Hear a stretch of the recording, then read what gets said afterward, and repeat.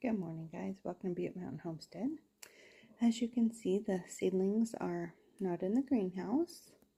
We were starting to approach freezing temperatures, and I was not able to keep the heat mats going to generate 70-degree temperatures to get some of the things that need to be germinated with heat to do that. So I watch a lot of YouTubers. They're very respectable channels.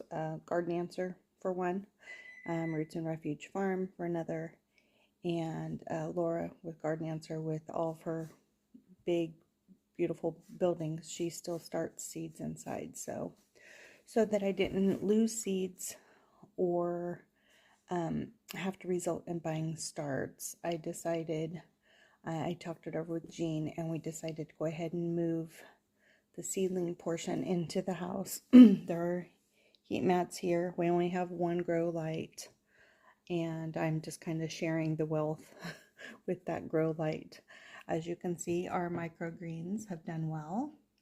It's not 100% germination because that was pretty loaded, but there's more and more popping up every day. So that's where the Lofty seed starting mix is coming in handy. See, yesterday I noticed that the prize head lettuce, there's some sprouts coming up. I want to say almost all the cells. That one looks like it's heaving a little bit, so I'm just going to wait for the day. Some of them don't have any germination, but we'll give it time. And then I woke up to 2 tomato seeds started right here. These are the A. Blinkens. So those were not like that last night when we went to bed. So I'm just keeping them moist, and yeah. I don't have the light on a timer. The mat's on 24/7. So yeah, there's nothing under here, but it's I think it's recuperating. So once everything is up and there's a little bit of growth, then I will move them out to the greenhouse. That way I don't have to worry about hardening off too bad. And we're supposed to have high 60s and mid to high 40 lows this next week. So I think that'll be okay. Fingers crossed. So that tray over there, I just put another heat mat under that today. There's still no germination in that, but it's been just a week. Sometimes with temperatures being what they are, you kind of have to just wait and see. So I knew some of the seeds were a little old, but they should all be okay. So I'm just gonna cross my fingers. That's all I can do. It's in God's hands. But the microgreens, that was a nice, okay, it's not a total failure. So here in about, I would say in a few days, we should be able to harvest some of those for like a sandwich or something, or our salads, and then I'll just keep a tray like that going all the time. So anyways, guys, I just thought I'd give you a little brief update on the seedlings. It was kind of bummer to not have them start in the greenhouse, but we'll just have to adapt to that.